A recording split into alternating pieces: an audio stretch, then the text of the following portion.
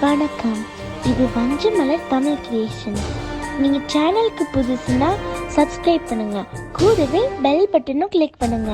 உங்களுக்கு இந்த வீடியோ பிடிச்சிருந்துச்சுன்னா லைக்கும் ஷேர் பண்ணுங்க.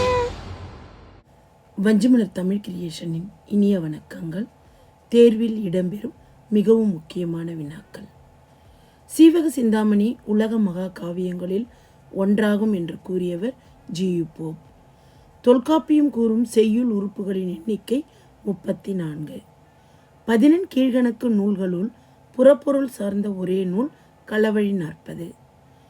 யானை போர் பற்றி குறிப்பிடுவதால் பரணி என்ற சிற்றிலக்கிய வகை தோன்றுவதற்கு காரணமாக இருந்த நூல் களவழி 40.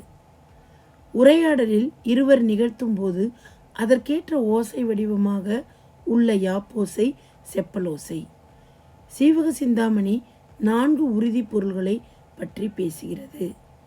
அவதார புருஷன் என்ற நூலை எழுதியவர் வாலி. ஓரை என்ற சொல்லின் பொருள் ஒலி எழுப்புதல். தமிழ் கவிஞர்களுள் அரசன் என்று அழைக்கப்படுபவர் திருத்தக்கதேவர்.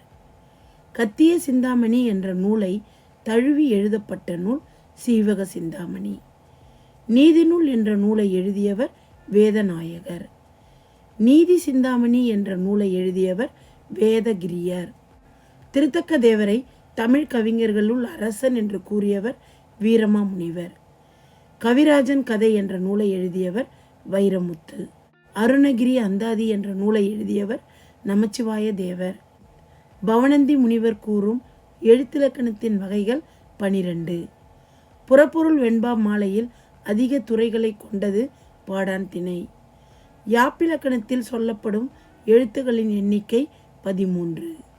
இடைநிலை பாட்டு என்று அழைக்கப்படுவது தாழிசை. ஏகாம்பரநாதர் உலா என்ற நூலை எழுதியவர் இரட்டை புலவர்கள். பழமொழி விளக்கம் தண்டலையார் சதகம் என்ற நூலை எழுதியவர் படிக்காசு புலவர். பொதுவியல் திணை 37 துறைகளை கொண்டது. முற்று ஒழுங்கை யாரை பற்றி குறிப்பிடுகிறது என்றால் சிவனை பற்றி குறிப்பிடுகிறது. மனித தெய்வம் காந்தி காதையின் ஆசிரியர் அரங்க சீனிவாசன். ஐஞ்சிறு காப்பியங்களில் இலக்கிய சுவை நிரம்பிய நூலாக இருப்பது சூளாமணி.